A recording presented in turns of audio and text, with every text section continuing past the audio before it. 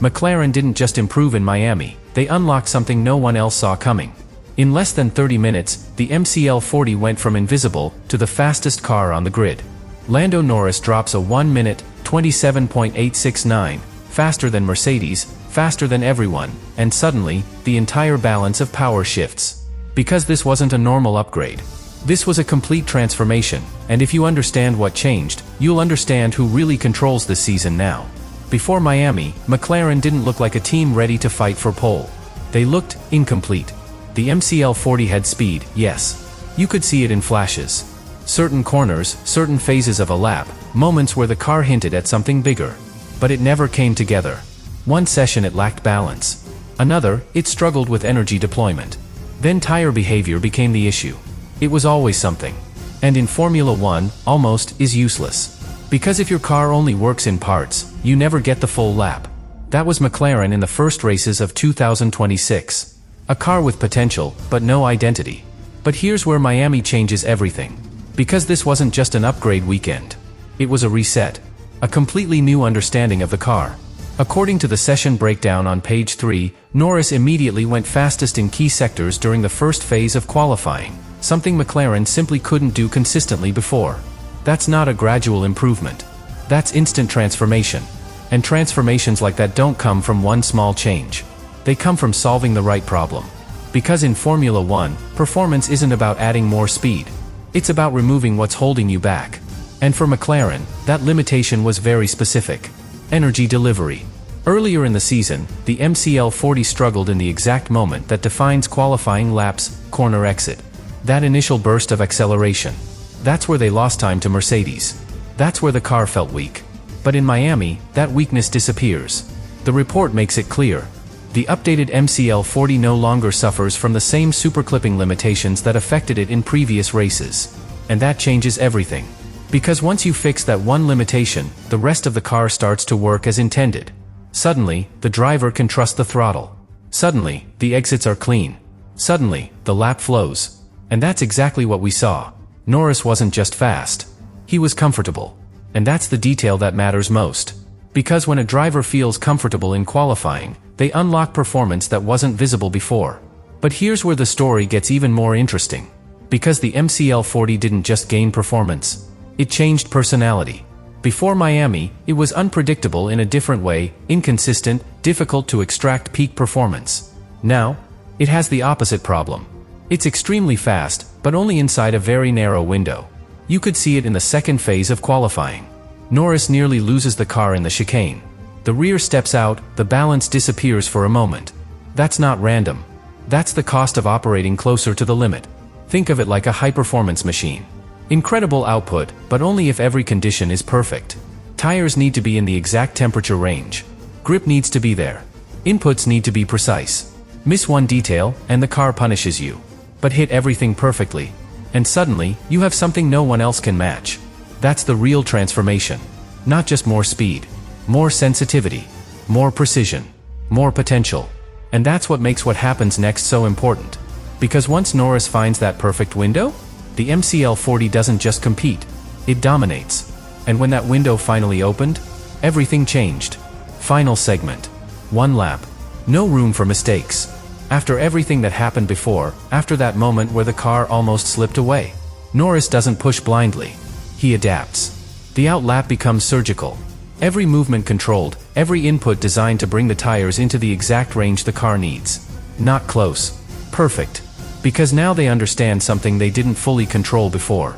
The MCL40 doesn't reward aggression. It rewards precision. He starts the lap, and instantly, it feels different. First sector, clean. No corrections, no instability. The car responds immediately, almost effortlessly. That's the first signal. Then comes the real test. Sector 2. The same section where everything almost collapsed earlier. Same entry speed. Same commitment. But this time, the rear stays planted. No snap. No hesitation. That's the moment you realize, they found it. The window. From there, the lap becomes something else entirely. Not a fight. A flow. Corner after corner, everything connects. The car rotates exactly when it should, traction is there on exit, energy deployment feels smooth, consistent, controlled. This is no longer about extracting performance. This is about releasing it. And by the time he reaches the final sector, the lap is already untouchable. Because when a Formula One car reaches that state, when everything aligns, there's nothing left to find, only to finish. Norris doesn't hesitate. Final corners, full commitment, full trust. And when he crosses the line, 1 minute, 27.869. No one gets close enough to challenge it. Not Mercedes. Not Ferrari. Not Red Bull. And that's when the transformation becomes undeniable. Because this wasn't just a great lap. It was a demonstration. A clear signal that the MCL40, in the right conditions, is the fastest car on the grid. But here's where the story becomes even more important. Because that lap only exists under one condition. Everything has to be perfect. Antonelli delivers a clean lap in the Mercedes, still over 2/10 behind. That's the maximum of a stable car. Piastri, in the same McLaren, finishes just behind, confirming the potential is real, but still slightly harder to extract consistently. And that contrast tells you everything. McLaren now has the highest peak performance on the grid, but also the narrowest margin for error. And that creates a completely new dynamic. Because in Formula One, having the fastest car is not enough. You have to access that speed every time. And that's where the real challenge begins. Because if McLaren can consistently hit that window, they don't just compete, they take control. But if they miss it, even slightly, that same car becomes vulnerable again. And that's the tension Miami introduced. Not just a faster McLaren. A more extreme McLaren.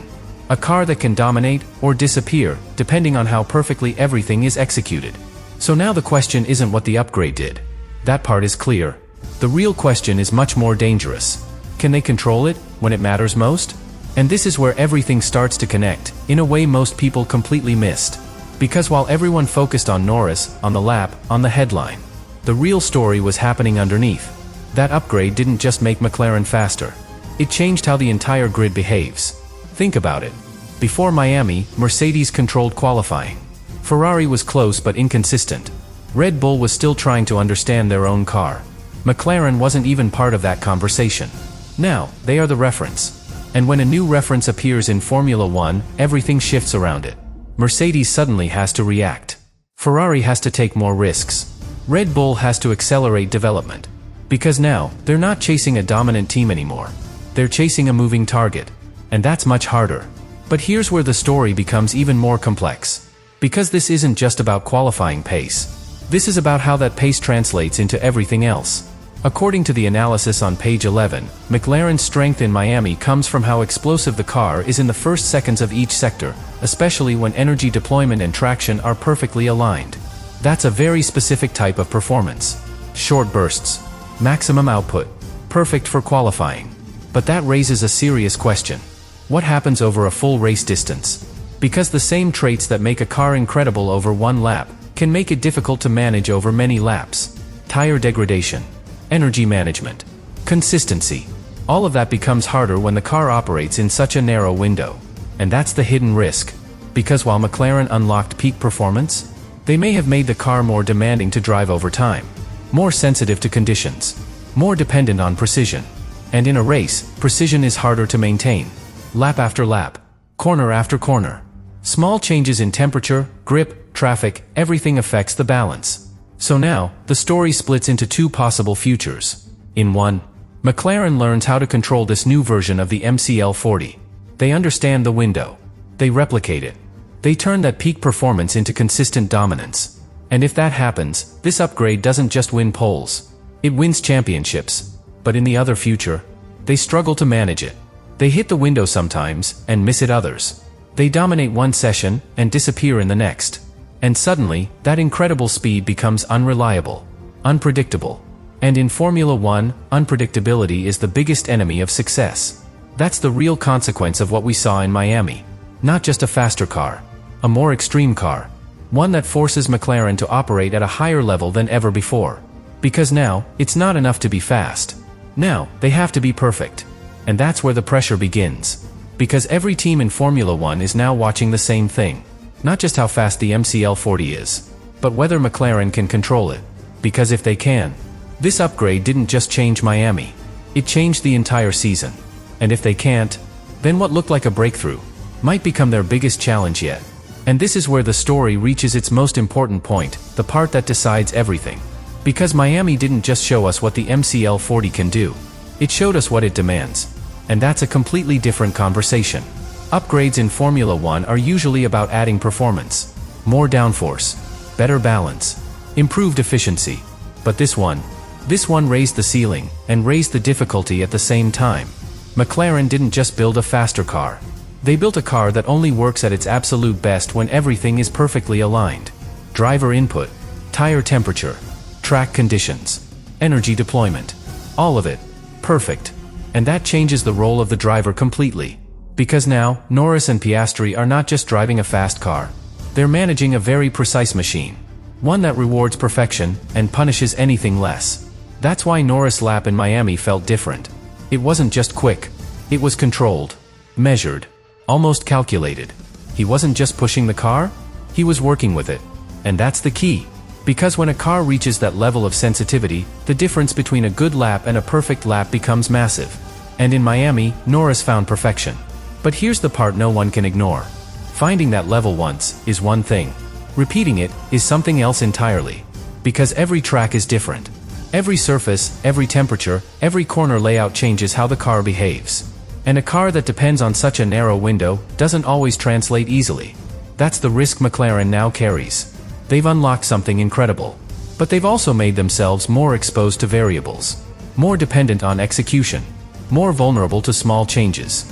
And in Formula 1, small changes happen constantly. A slight drop in temperature.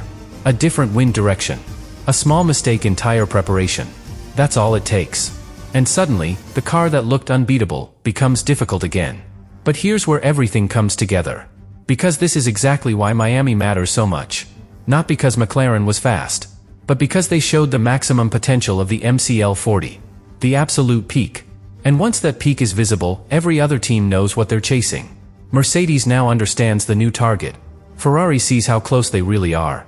Red Bull knows the gap is not impossible. The entire grid has been given a reference point. And that changes development. It changes strategy. It changes risk. Because now, nobody is guessing anymore. They've seen what's possible. But McLaren, they're the only ones who know how difficult it is to reach that level. And that's the final piece of the story. Because the real question was never how fast the upgrade is. We already have that answer. The real question is much more important. Can McLaren live at that level, consistently? Because if they can, this isn't just an upgrade.